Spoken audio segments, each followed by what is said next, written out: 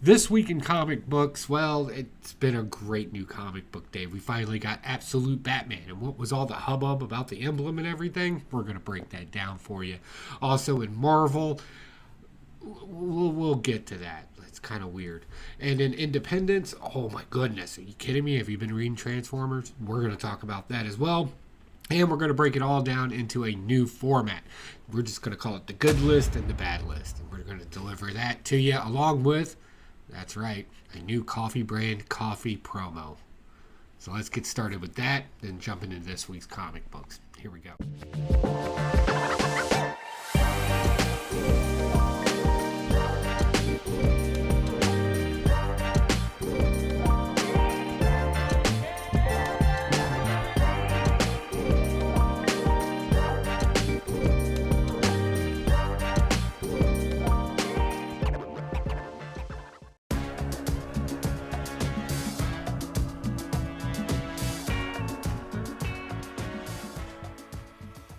That's right, the good, and we're just going to go ahead and kick this off with my pick of the week, and it's Absolute Batman, and here's why. First off, these covers are awesome, and remember when everybody was complaining about, oh, that's not my Batman symbol? Well, now you just get to be quiet, because it's actually a functioning part of the outfit now. It's the axe on the axe head. That scene, or those scenes, those panels that happened in there where he connected it and it came out and swung out, it was like a little axe thing to combat somebody. I'll tell you right now, if you didn't read it, you're missing out. It was phenomenal, and I really like this because what we're doing is we're taking things again that we know in the Batman universe, and we're just tweaking them a little bit. So a lot of the Rogue Gallery, the more popular Rogue Gallery characters, are actually school friends of Bruce Wayne back in the day. Bruce Wayne did not grow up rich. His mother was a librarian, I think. I forget. But his dad was a teacher. And we kind of get this kind of blue-collar, smart guy, real catches on kind of quickly, leaves for a while, comes back as an engineer, and he's building things, which makes sense. Because given everything that Batman is and our regular understanding of Batman, right? Like, being super tech guy along with everything else that he is and still like in his 30s never really made much sense to me. But for some reason, this one just seems a little bit more relatable. And the reason why he took the persona of the Batman is even smarter. Like having to hide in a zoo in the Bat exhibit while bad things happen. I don't want to spoil it too much for you. But, I love this direction. This is I sometimes I can accuse DC of doing too much Batman. Like when you go there and there's like 5 different Batman books out there and it's all pretty much the same thing. Where in this, we get something a little bit more, I don't know, I can't help this, I can't describe it. I'm really enjoying this. And again, this is just this issue, but still, pick of the week. Pretty. All right, moving on. Jumping into Marvel. Yeah, this new list thing is going to be kind of weird. Let's talk about Fantastic Four. This is still the smartest comic book being produced out there, where they kind of talk about when you have to. So what happened? We should start there before I nerd out too much. So Reed Richards and Johnny Blaze are stuck at home. They realize that there's something down in the basement, thanks to a MacGuffin. They dig a hole, come to find out it's a hell hole. Spirits come flying out of it, right? But to fill it back in, right, to get it to stop, right, just taking what you've put back in there and trying to reposition it back in there doesn't always seal a hole. You're going to need some sort of cap off or something to meld all the things together, like liquid or blood, which is what they used in here, right? Thanks to a skull that just continuously produces blood. Woo-woo and science mixed together, right? I could care less about the story in this. This could have made the bad list very simple, but it was a good example of how sometimes just removing something and putting it back in doesn't always fit back into place, right? It's a great concept, and liquefying, adding a liquid to it actually helps in that. Fill the void, right? I thought that was great. It was smart. It was a great use of it. Bad storyline though, but I still, because this is my show and all these reviews are superficial, it made the good list. Moving on, let's talk about the Scarlet. This is issue 5, and this is the conclusion of this arc. Hopefully we got enough time to squeeze out another G.I. Joe book right before the launch of the Energon universe. I don't know. I don't think so. I don't think they have anything on the schedule, but this was a pretty good ending. The Sword of Life, right? That MacGuffin thing that the ninja Storm Shadow was going after with Scarlet and Jinx. Turns out it's made of Energon, which kind of makes sense, right? Just having magical woo-woo sword, but an actual thing from another planet. I don't know why. That just makes more sense to me instead of magic. Not the magical guy. But the way they button this up, and Storm Shadow gets to keep the sword, so now Scarlet and Jinx have to go farther into the investigation into this. However, that will happen in the Energon universe. What will this sword be used for? What will its role be, if anything? Or will it just be a fancy MacGuffin that's basically a glorified lightsaber? I don't know, but I love the conclusion to this. I thought it was a good wrap-up for a story. Moving on, Transformers. Right when you think a story arc is over, man, this thing just keeps plunging at you. So in this, you're going to get something a little different than what they have done already. You're going to get the origin story and motivation of Starscream, the kind of bitter second in command, and what made him turn the way that he does, right? Now, I'm not a fan of one instance totally changing a person's personality, right? I generally would like to believe it would be a series of things, but in this one, it's because the Autobots killed a very close friend of his, and he's like, yep, I'm going to go join the Decepticons, but it was always kind of bombastic, right?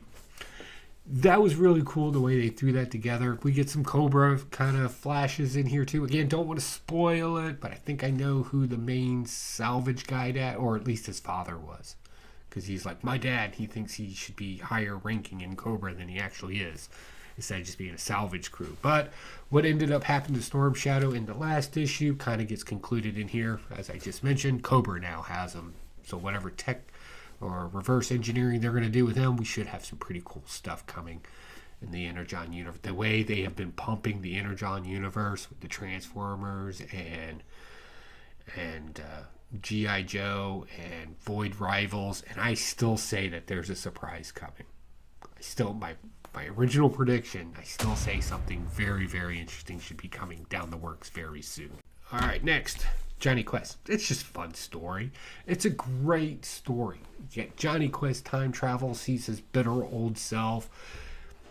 Old Johnny Quest is not really connecting with his father, who passed away in his time frame, but he's right there.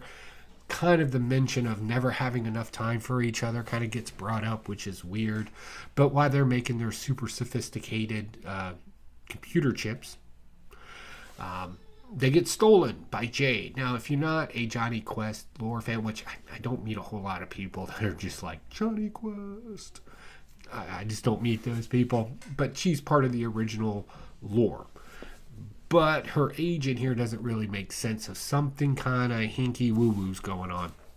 She comes and steals the microchips, but then Dr. Zen kidnaps Johnny Quest, Haji, and Jade, and kind of double crosses her, because that's who she was originally working for. It's kind of interesting, I get it, but I'm more fascinated with how they're handling the whole past self meeting the future self. And like everybody kind of understands the rules, but they're kind of being unspoken.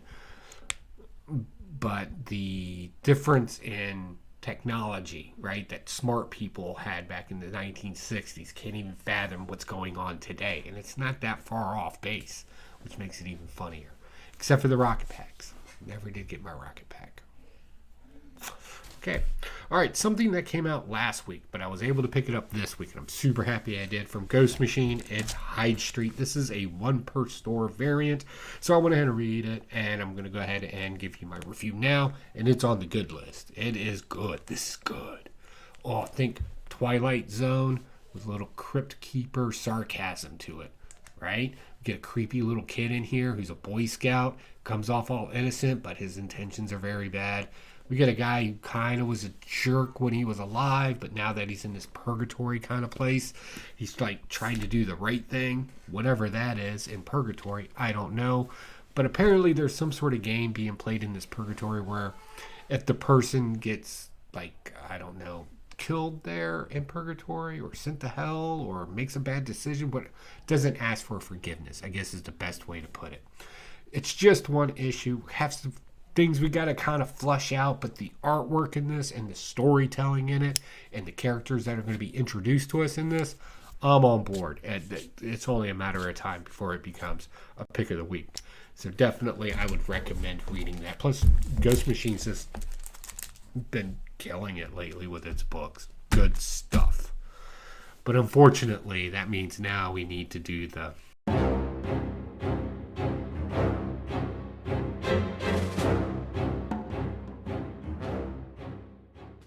Alright, so here we go, the bad list. Again, this is not about the whole arc, it's just the issues themselves. So let's break this down and start off with something that I've been enjoying, but I found this one to be a little bit of problematic. And it's DC Vampires, World War V. Now, I like the overall story, but this particular issue here, way too much going on. Wonder Woman and Alfred as a Green Lantern do a little battle, and then he like runs away real quick, right? And there's this kind of cool narrative. If they fleshed it out a little bit better, it would have made more sense. She's an Amazon. Wonder Woman is telling Alfred she doesn't know what it's like to have a warrior's heart, yada, yada, yada. And Alfred's come back with the I live a life of service, which I kind of agree, but I really wish they would have broke that out a little bit more. There's a lot more that could have been said in there that was just missed. And then also our turmoil with Damien trying to kill vampires for some reason, even though he's a vampire, but still has a human mind. It's kind of confusing there. Not really sure what they're trying to tell us, but at the end, is the Batman back or is it somebody that trained him? I'm going to go ahead and do a little spoiler here. My prediction is it's his mother dressed up like Batman. I feel like that's because they're like, that's not what I trained you to do. So that means it's either Batman or his mother. There's only real two teachers he's ever had, unless it's his grandfather, but I don't think it is. So that's where I'm kind of going on that one. We'll see if I'm right next issue. It doesn't come out next issue. Also, with all that going on, we're still kind of messing with this prophecy from Mr. Miracle, who's part vampire now. Part vampire because he kind of morphs in and out. They don't explain it well, and that's kind of my hang up. But anyway, him and Big Bertha had a baby, and apparently it's not normal to have a baby when you're dead as a vampire, right? But they had one, and apparently it's some sort of weird prophecy. Mind you, this world hasn't been around that long. I should add that. So it seems like pretty rushed prophecy going on there. I don't know. Then there's some other mess with some other heroes. The stories just don't... None of the stories connect very well. It's like just moments in time that are happening very quickly. And the pacing of it doesn't really give you time to really kind of engross yourself into the story. It's just quick hits. Hey, this is happening next. This is happening. Here's a couple more panels, and everything's shaking, and it's just a mess. So I didn't really like this issue. I'm kind of hoping it slows down the pace in the next issue to kind of flesh these stories out a little bit. So yeah. Next, Action Comics, number 1078. So yeah, I didn't like this. I'm not on board with this whole Phantom King thing. The Phantom Projector, some people escaped from it. And it raised hell. It's a person. It's actually meshed into three people. Or three people meshed into a person. And they're wreaking havoc. And Superman's got to go fight them. And of course, Superwoman has to kind of help too. I refuse to call her Supergirl. She's way too old for that. They kind of fight her. But the real hero of the day is, of course, Jimmy Olsen. Because you got me. But this whole thing is kind of basing off of something we've been seeing for a while. Now, the Phantom King's not a new character. You should know that. He's well, you can literally say his first debut was in the New 52 series, but the name kind of goes back. His real name, I'm not going to try to pronounce it, kind of goes back to the Silver Age. Now, what's the connection there? I don't know. you can throw continuity out the window these days, and it's going to be whatever they're going to be. But I don't know. I'm just not digging it. It was boring with so much action scenes in it. Like it was just kind of. So yep, it goes on the bad list. Next, something I don't want to throw on the bad list, but I kind of have to, is Blade #1. This is the red band variant. He's eating somebody's heart there because he's a vampire. Cool scenes in here of him being a blacksmith, making something. I enjoyed that part, but the story itself, I'm just like, I don't care. We've read this story 1,000 times. Bad guy cult needs to hire Blade to go kill a guy in another bad guy cult. And that bad guy's much worse, right? According to the bad guys anyway. So Blade's like, nah, I'm going to do my own thing. Kills who's talking to him in this cult. And then he's still going to go kill the other guy in the other cult. He's just, because they're all vampires. What difference does it mean? Kill them all. That's it. And I was like, we've read this before. So, yeah, it goes on the bad list. And last, another one, Ewoks. Did you read this? All right, so this whole thing is basically, and it's something we've talked about on this show a lot. We talk about the difference between deontology and utilitarianism, and that's what this story is. And honestly, it does it in the most baseline sense. It's not even interesting. Like the interaction between one Ewok that kind of sits on the fringe of society, but is still of service to the society because it's his duty, right? It's deontology. And then the utilitarian nature of everybody feeding each other and working for each other with the regular tribe of Ewoks, right? And then Wicket's kind of like, I honored the guy that did his own thing, but I know my duty's here. So he's kind of like the in-between type character. And then what happens was some Imperials come down and try to, well, they're looking for a weapons cache. So basically we're going to get the same thing we saw in a movie. I just don't care. Star Wars has just not been hitting for me. I don't know. And I'm not a Star Wars fan. I'm a passive watcher of it at best. And it's just not hitting for me. That's it. So that's the end of the list this week. Definitely let me know what you think about this new format. If this is a little bit easier to digest than what we've done before.